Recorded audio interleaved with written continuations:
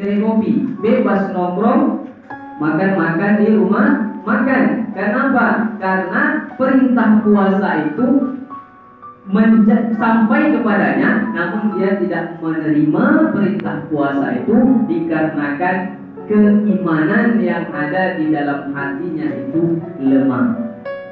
Kama kutiba 'alal ladzina min qablikum. Lalu perintah puasa ini Allah titipkan juga, Allah perintahkan juga kepada umat-umat sebelum kita, umat-umat sebelum Nabi Muhammad SAW. Gunanya adalah la'allakum tattaqun, untuk menjadi pribadi yang bertakwa.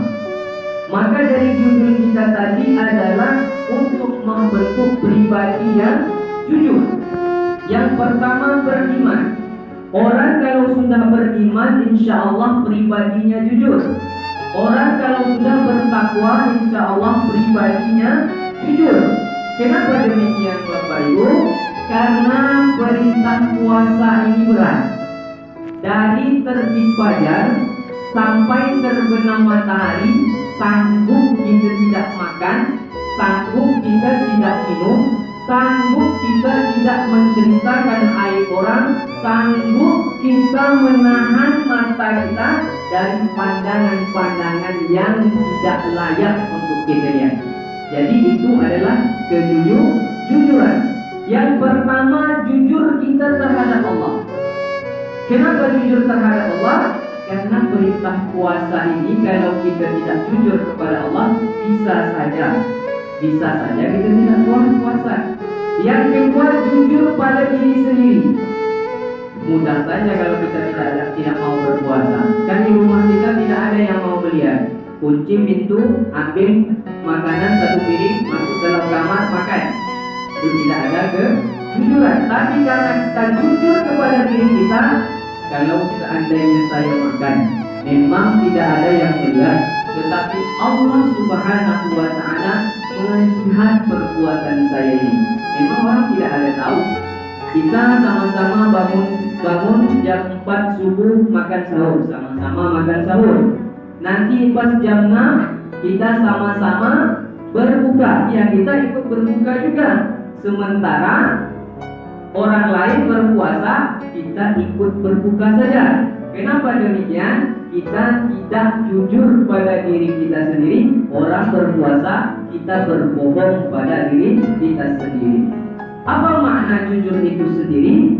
Makna jujur itu adalah salah satu daripada sifatnya baginda Nabi Muhammad SAW di antara 4 sifatnya.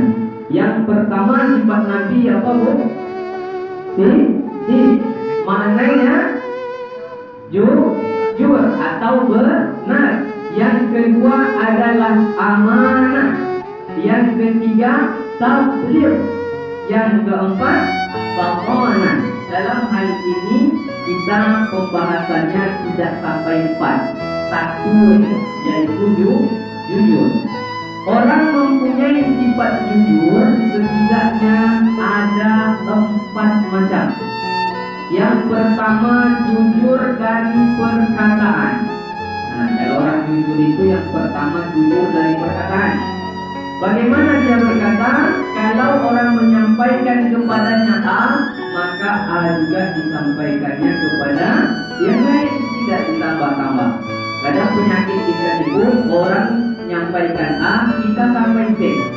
Nah, banyak pula penyampaian kita. Ini sampailah orang yang sebenarnya menyampaikan berita yang bagus tadi, karena kita menerimanya banyak pula menyampaikan kepada yang lain, dan pada akhirnya orang terakhir menerima berita dari kita tidak benar lagi berita yang diterimanya. Yang pertama jujur dari perkataan. Ini adik-adik kami, kalau umpamanya sekarang musim daring, ditugaskan guru untuk bikin tugas pakai handphone Android, harga paket cuma 1 giga berapa? 10.000 MP3 lah. 10.000 MP3. Nah, melapor pula dia pada ibunya, mau beli paket.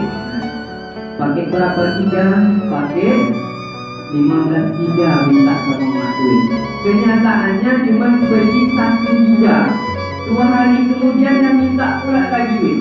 Berarti tidak jujur dalam perkataan. Tugas dari guru waktunya hanya 2 jam satu pelajaran. Dia main handphonenya dari jam 7 pagi sampai jam 4 sore. Itu kejadiannya. Hati-hati adik-adik nih. Kalau tidak jujur di bulan puasa, pahala puasa kita tidak akan diterima dan dicatat oleh Allah Subhanahu wa taala. Hati-hati. Nah, yang kedua, jujur dalam perbuatan. Nah, ini nih, jujur dalam perbuatan. Niatnya dari rumah, emaknya nanya, mau kemana? Mau sholat. Sholat ke musola. Sholat berjamaah fardu isya, berjamaah sunnah tarawih. Setelah dicek di musola tidak ada. Jangankan mukanya, hidungnya tak nampak di musola. Ini hati-hati ini. Tak boleh bohong dalam perbuatan. Sebab dianjurkan kita untuk jujur dalam perbuatan. Yang pertama tadi jujur dalam perkataan. Yang kedua jujur dalam perbuatan. Yang ketiga jujur pada kenyataannya. Ya, kalau kita melihat barang itu memang seperti itu, jangan kita bilang pula nanti tidak rusak. Barangnya HP-nya cuma tergores sedikit anti goresnya. Kita bilang pula sama ibu kita, ini habis bu, habis apanya, IC-nya rusak. Minta pula duit mau perbaiki handphone. Padahal anti goresnya cuma harga 15.000 atau 5.000, kita mintanya sampai 50.000. Nah, itu tidak pada kenyataan namanya. Tidak boleh seperti itu. Itu adalah sifat orang yang munafik. Kan tahu tuh, tidak boleh seperti itu. Bapak Ibu orang tua kami yang kami hormati, di bulan Ramadan ini membentuk pribadi kita yang jujur adalah agar diri kita bisa menjadi pribadi yang sesuai Allah sebutkan di dalam Al-Quran surah Al-Baqarah ayat 183 tadi.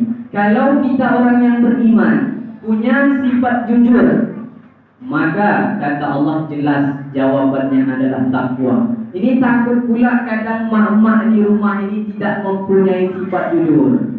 Pergi ke pasar, bawa duit, planning belanjanya cuma 50.000. Bawa uang 100.000, rupanya habis 100.000. Makanya kalau bapak kalau mau ngasih ibu, ya kasih aja sesuai dengan kebutuhan. Kalau katanya minta 50.000 untuk di pasar, kasih 50.000. Sebab dikasih 50.000 habis, dikasih 100.000 lenyap.